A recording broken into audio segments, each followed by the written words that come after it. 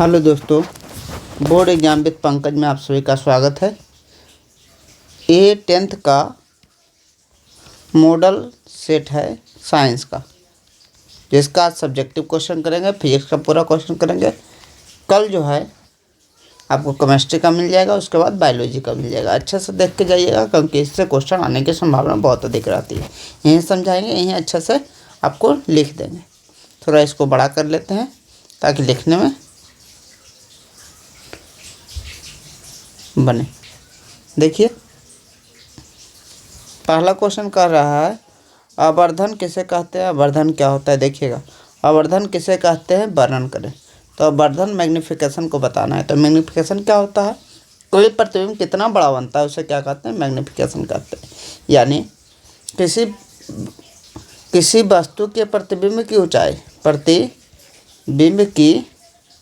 ऊंचाई और वस्तु की ऊंचाई के अनुपात को क्या कहते हैं, आवर्धन कहते हैं। प्रतिबिंब की ऊंचाई, वस्तु की ऊंचाई, मान लीजिए ऊंचाई मीटर में है, ये भी मीटर में है, तो मीटर से मीटर कट जाएगा, तो इसके आवर्धन का मात्रक क्या होता है, नहीं होता है, ये मात्रक विहीन होता है। तो परिभाषा समझिए, प्रतिबिंब की ऊंचाई और किसी वस्तु की ऊंचाई के अनुपात को क्या कहा जाता है, आवर्धन कहा जाता है। क्योंकि इसका अंग्रेजी जो होता है यम मैग्नीफिकेशन होता है, इसलिए यम से सूचित किया जाता है, और इसका कोई मात्रक नहीं होता है। ये पूरा चीज़ें लिखेंगे। क्या बोले देखिए आंसर, प्रतिबिंब की ऊंचाई, प्रतिबिंब की ऊंचाई और वस्तु की ऊंचाई के अनुपात को वस्तु की ऊंचाई के अनुपात को आवर्धन कहते हैं। आवर्धन कहते हैं। इसे यम से सूचित किया जाता है, इसे यम से सूचित किया जाता है, और इसका कोई मात्रक नहीं होता है, कोई मात्रक नहीं होता है। अच्छे से इसे ध्यान रखिएगा। अगला कह रहा है क्वेश्चन 2 नंबर, अवतल लेंस को अभिसारी लेंस क्यों कहते हैं। समझिएगा अच्छे से। अवतल लेंस क्या होता है, अवतल लेंस, इस लेंस को क्या कहते हैं, अवतल लेंस। जो धंसा हुआ होता है उसे क्या कहते हैं, अवतल लेंस। इसमें जितना भी किरण जाता है सब प्रधान अक्ष के समानांतर, वो यहाँ से क्या होता है, फैल जाता है। जितना भी किरण जाएगा कहाँ से क्या होगा, फैल जाएगा, और फैलते हुए नजर आएगा। कहाँ से लगेगा कि फोकस से फैल रहा है, फोकस से फैलते हुए नजर आएगा। पीछे इसको मिलाएंगे तो फोकस से फैलते हुए नजर आएगा। फैलने को क्या कहते हैं, फैलने को अपसारी कहते हैं, और एक बिंदु पर एकत्रित होने को अभिसारी कहते हैं। चूँकि यह फैल रहा है इसलिए इसे क्या कहते हैं, अपसारी दर्पण कहते हैं। एक तो ये फिगर अच्छे से आपको ध्यान रखना है। लिखेंगे, अवतल लेंस में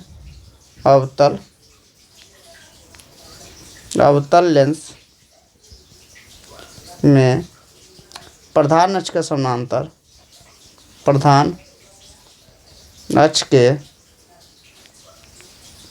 समानांतर आने वाली किरणें जब पार करती है तो उसे अपवर्तन कहते हैं। आने वाली किरणें अपवर्तन के बाद एक बिंदु से फैलती हुई नजर आती है। एक बिंदु से फैलती हुई नजर आती है, दिखाई देती है, नजर आती है। इस कारण इसे अभिसारी लेंस कहते हैं। फैलने को क्या कहते हैं, फैलने को अपसारी कहते हैं, इसलिए इसे अपसारी लेंस कहते हैं। अपसारी लेंस कहते हैं। देखिए तीसरा क्वेश्चन क्या है। तीसरा क्वेश्चन कह रहा है पार्श्व व्यवस्था में से क्या समझते हैं। अब विद्युत धारा की प्रबलता क्या है, दोनों को अलग से लिख लेते हैं क्योंकि यहाँ स्पेस नहीं है। एक पेज ले लेते हैं, देखते हैं।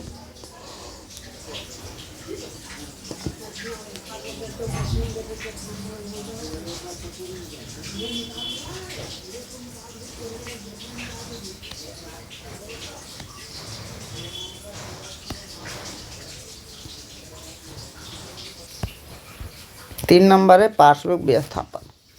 क्या है? पार्श्विक विस्थापन। तो पार्श्विक विस्थापन क्या होता है समझते हैं अच्छे से। देखिए, इसको अंग्रेजी में बोलते हैं लेटरल डिस्प्लेसमेंट। लेटरल डिस्प्लेसमेंट ये क्या होता है समझिएगा। कांच के आयताकार सिल्ली से क्या होता है, देखिए एक फिगर पाते हैं, अच्छा समझिएगा।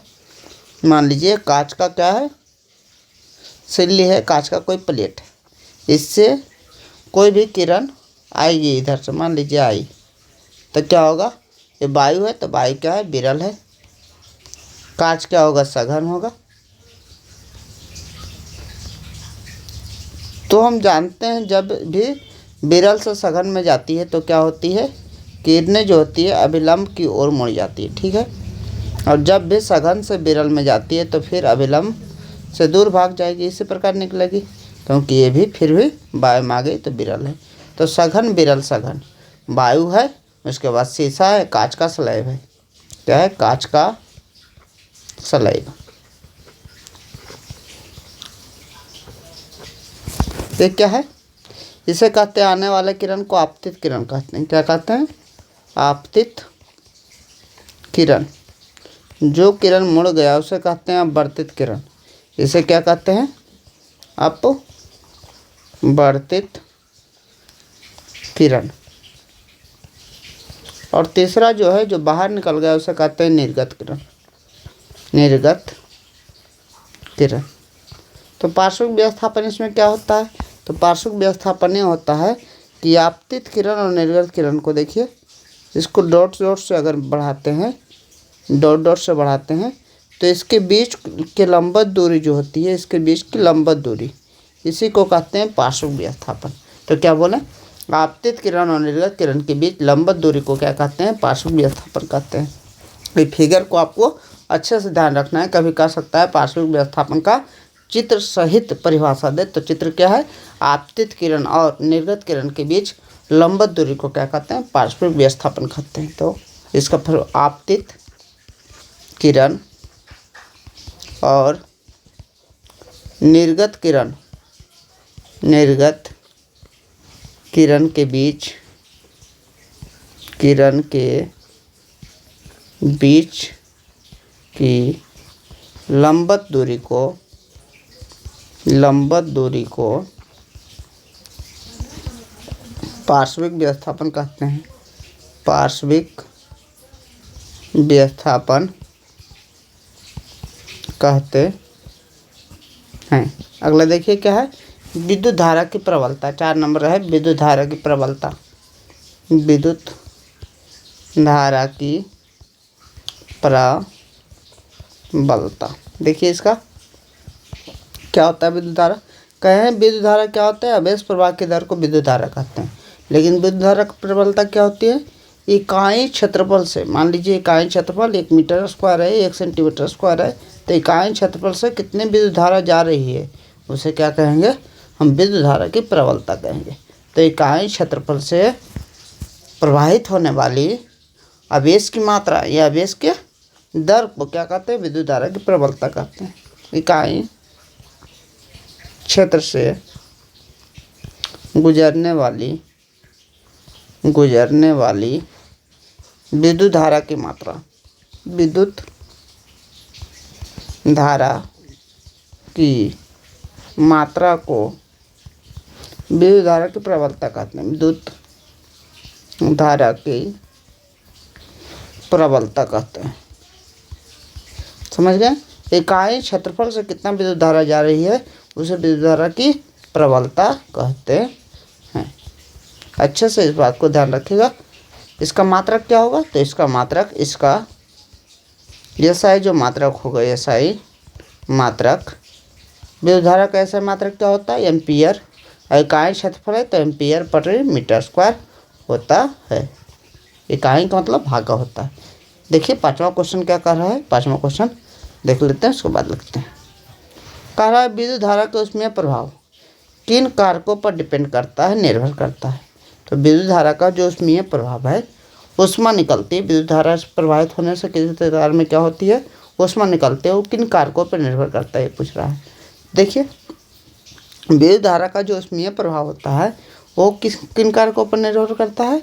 तो उन किन कारकों पर निर्भर करता है? वो करता है कि कोई भी तार से ऊष्मा कैसे निकलेगी, तो उस पर डिपेंड करता है। एच बराबर बोले, एच और फॉर्मूला होता है आई स्क्वायर आर टी। आई स्क्वायर आर टी यानी कितने समय के लिए उसमें धारा प्रवाहित कर रही है। मान लीजिए किसी बल्ब में ज़्यादा समय के लिए धारा प्रवाहित किए तो ज़्यादा गर्म हो जाएगी, ठीक है। उसका प्रतिरोध कितना है? तार का अगर प्रतिरोध ज़्यादा रहेगा तो वो ज़्यादा गर्म होगा। उसमें धारा कितनी प्रवाहित कर रहे हैं? अगर धारा का मान ज़्यादा है, मान लीजिए कि किसी में 4 एम्पियर धारा प्रवाहित कर रहे हैं, किसी में 40 एम्पियर, तो 40 एम्पियर वाला ज़्यादा गर्म होगा। जैसा हैलोजन का देखते होंगे बल्ब होता है, वो ज़्यादा गर्म होता है। तो विद्युत धारा का उसमें प्रभाव किन कारकों पर निर्भर करता है? तो लिख देंगे विद्युत धारा का उसमें प्रभाव 3 कारकों पर निर्भर करता है। एच बराबर आई स्क्वायर आर टी, यानी धारा पर निर्भर करता है, चालक के प्रतिरोध पर निर्भर करता है, और कितना समय तक प्रवाहित हो रही है इस पर निर्भर करता है। लिख देते हैं। देखिए 5 नंबर का आंसर।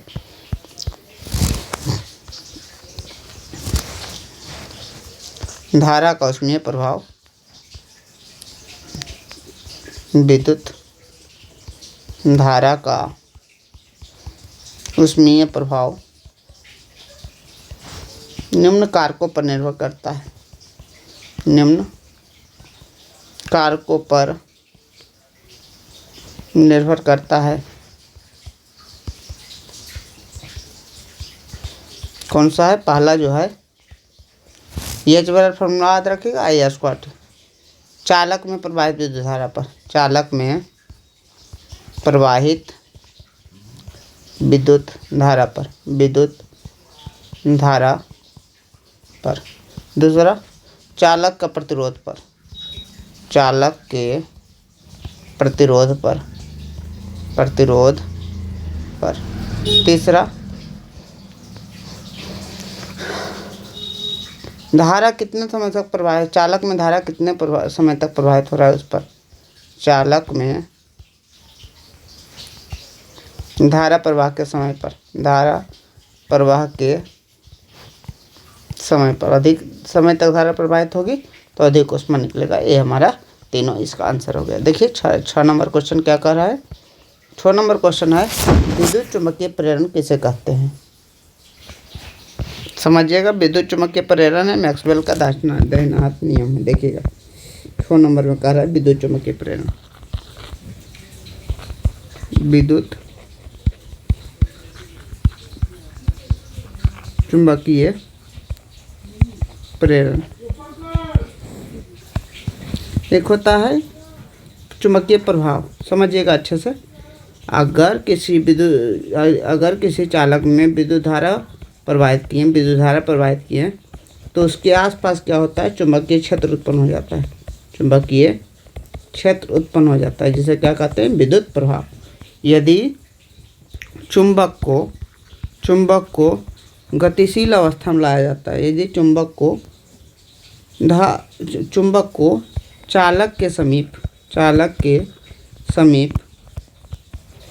चालक के आसपास चुंबक को गतिशील अवस्था में लाया जाता है, गति में लाया जाता है, तो चालक में क्या होती है? चालक में धारा प्रवाहित होने लगती है, चालक में करंट जाने लगता है, जिसे क्या कहते हैं? विद्युत चुंबकीय प्रभाव। तो अच्छे से याद रखिएगा, यदि चुंबक में हम गति प्रदान किए और उससे धारा उत्पन्न हो गई तो चुंबकीय प्रभाव, और धारा अगर किसी चालक में जा रही है उसके आसपास चुंबकीय क्षेत्र उत्पन्न हो गई, उसे क्या कहते हैं? चुंबकीय प्रभाव। चुंबकीय प्रेरण का मतलब चुंबक को माने गति प्रदान करने से धारा उत्पन्न होना, और चुंबकीय प्रभाव का मतलब किसी चालक में विद्युत धारा प्रवाहित करने से उसके आसपास चुंबकीय क्षेत्र उत्पन्न हो जाना। देखिए क्या बोले, जब किसी चुंबक को चालक के निकट लाकर उसमें गति प्रदान करते हैं तो उसे विद्युत चुंबकीय प्रेरण कहा जाता है।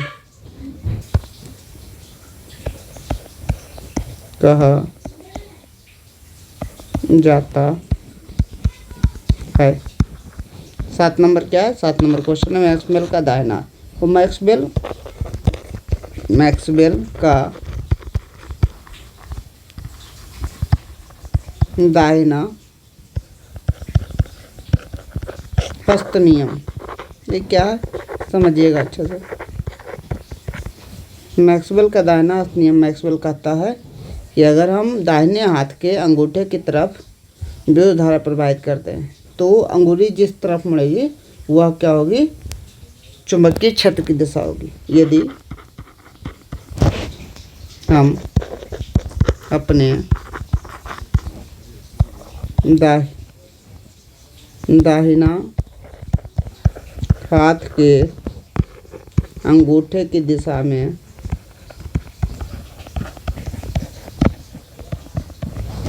विद्युत धारा प्रवाहित करते हैं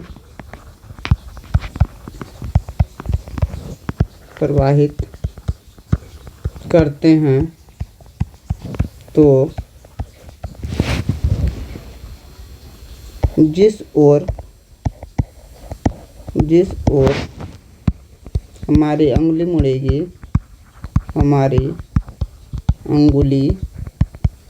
मुड़ेगी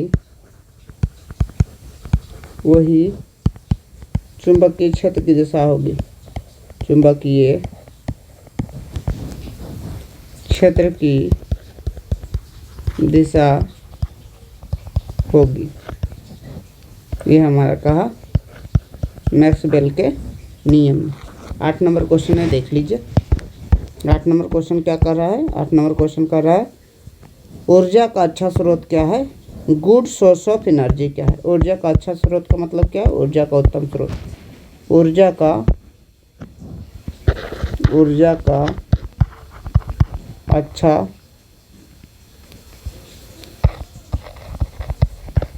स्रोत निम्न है। कौन कौन सा ऊर्जा का अच्छा स्रोत है? देखिए, यह ऊर्जा का अच्छा स्रोत, ये कह सकते हैं ऊर्जा का स्रोत अच्छा स्रोत के पैमाने निम्न है या निम्न है। पहला क्या? ऊर्जा का अच्छा स्रोत का मतलब क्या है? ऊर्जा का अच्छा स्रोत क्या है? परिभाषा भी पूछ सकता है। इसका मतलब क्या है? वैसा ऊर्जा स्रोत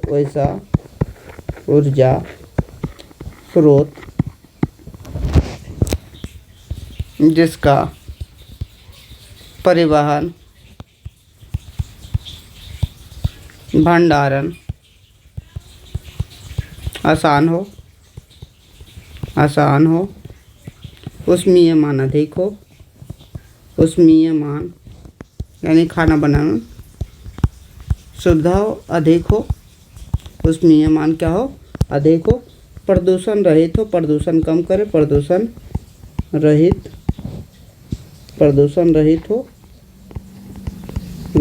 हो क्या कहलाता है? ऊर्जा का अच्छा स्रोत कहलाता है। ऊर्जा का उत्तम स्रोत कहलाता है। उत्तम स्रोत कहलाता है। जैसे सौर ऊर्जा हो गया, पवन ऊर्जा हो गया, नवीकरणीय ऊर्जा, सौर ऊर्जा, एलपीजी, पवन ऊर्जा, ये सब क्या है? ऊर्जा का अच्छा स्रोत आदि। आज के लिए इतना है। कल सब्जेक्टिव भी कर देंगे, उसके कल का एक वीडियो दे देंगे सब्जेक्टिव का, कभी भी दिन को अपलोड कर देंगे और उसको देख लीजिएगा। उसके बाद रात को जो करेंगे 8 बजे, वो केमिस्ट्री के सभी क्वेश्चन को, जो भी मॉडल सेट का क्वेश्चन है, उसे अच्छे से डिस्कस करें। Thank you so much for watching this video. अगर वीडियो अच्छा लगा तो वीडियो को लाइक शेयर सब्सक्राइब करें। Thank you.